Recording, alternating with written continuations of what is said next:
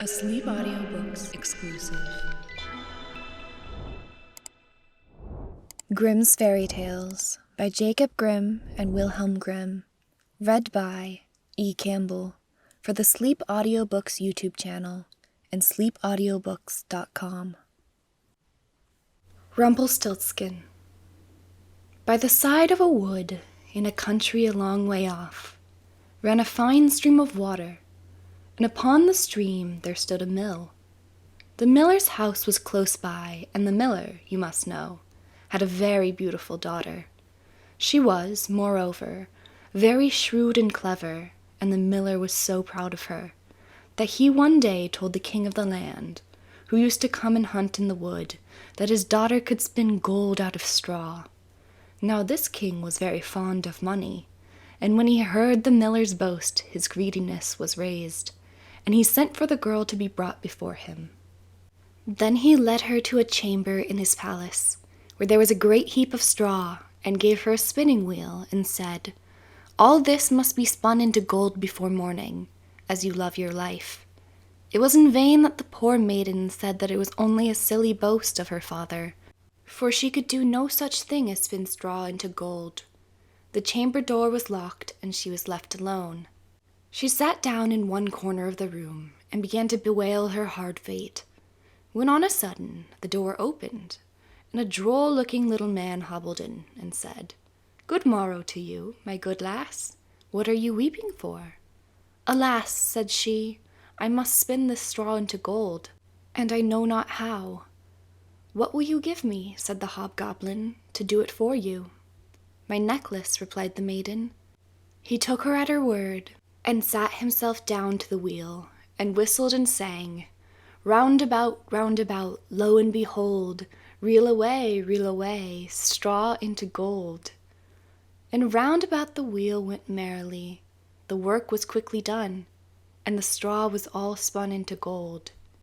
When the king came and saw this, he was greatly astonished and pleased, but his heart grew still more greedy of gain, and he shut up the poor miller's daughter again with a fresh task.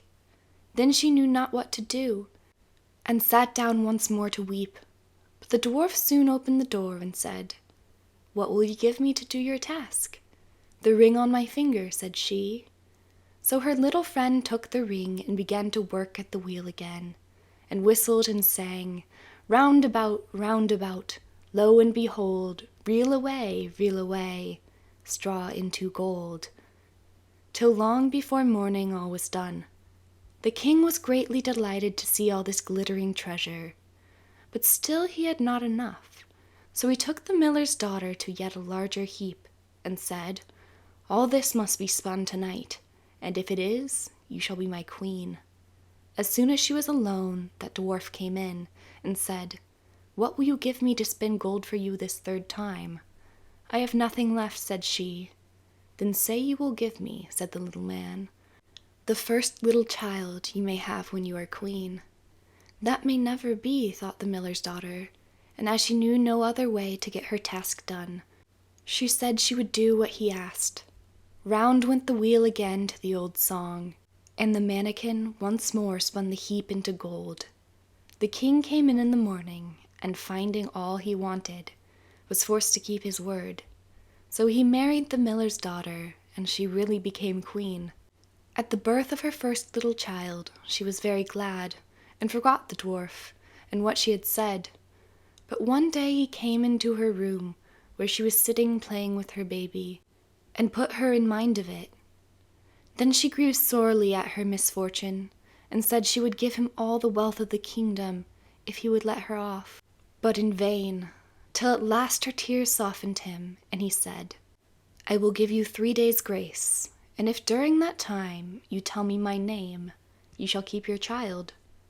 Now the queen lay awake all night, thinking of all the odd names that she had ever heard, and she sent messengers all over the land to find out new ones.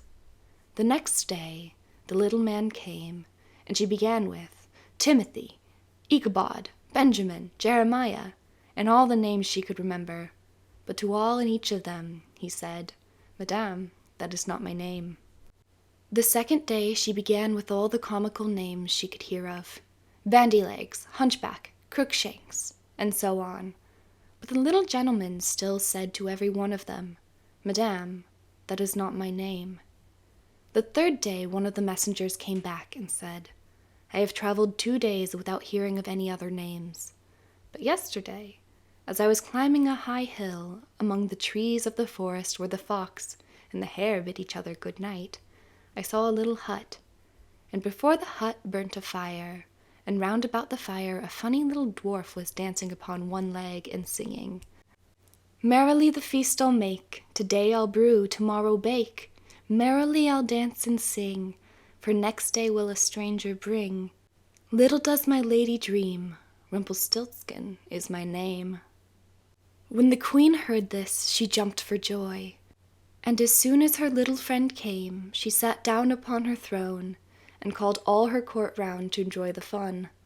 And the nurse stood by her side with the baby in her arms, as if it was quite ready to be given up.